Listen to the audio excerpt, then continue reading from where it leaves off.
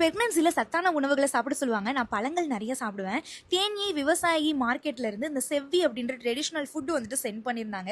எனக்கு சுகர் இருக்கறனால நார்மலா சப்போட்டா சாப்பிடணும்னா கூட டாக்டர்ட்ட சாப்பிடலாமான்னு கேட்டு தான் சாப்பிடுவேன். பட் இந்த ப்ராடக்ட்ட சாப்பிடலாமா வேணாமான்னு நெறைய டவுட். அதனால ஹாஸ்பிட்டல் செக்கப் வந்துட்டு போயிருந்தேன்.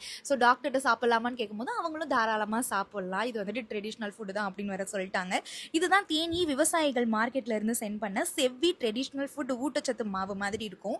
இதுக்குள்ள முளைக்கட்டிய ராகி, கைக்குத்தல் அரிசி, கொண்டக்கடலை, பாதாம், வால்நட்டு, பேர்ச்சம்பழம், நெல்லிக்காய், மாதுளை, குங்குமப்பூ, பசலைக்கீரை, மணத்தக்காளி கீரை, ப்ரொக்கோலி, பால், நாட்டு சர்க்கரை இதெல்லாம் மிக்ஸ் பண்ணி ஒரு மாவு மாதிரி வந்துட்டு ரெடி பண்ணியிருப்பாங்க. எந்த ஒரு ரசாயனமும் கலக்காமல் ட்ரெடிஷ்னலாக. இதில் விட்டமின் சி, இரும்புச்சத்தெல்லாம் இருக்கிறனால குழந்தையோட மூளை வளர்ச்சிக்கும் நம்ம பனிக்கூட நீரை வந்துட்டு மெயின்டைன் பண்ணுறதுக்கும் இது யூஸ்ஃபுல்லாக இருக்கும் அப்படின்னு வந்துட்டு சொல்கிறாங்க.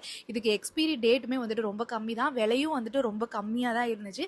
நம்ம இதை குடிக்கிறதும் ரொம்ப ஈஸி தான். சுடு தண்ணியோ இல்லை சூடான பால்லையோ 3 ஸ்பூன் போட்டு நல்லா கூழ் பதத்தில் மிக்ஸ் பண்ணி டெய்லி வந்துட்டு குடிக்கலாம். நல்ல ஒரு ஊட்டச்சத்து மிக்க வந்துட்டு ஒரு மாவு தான்.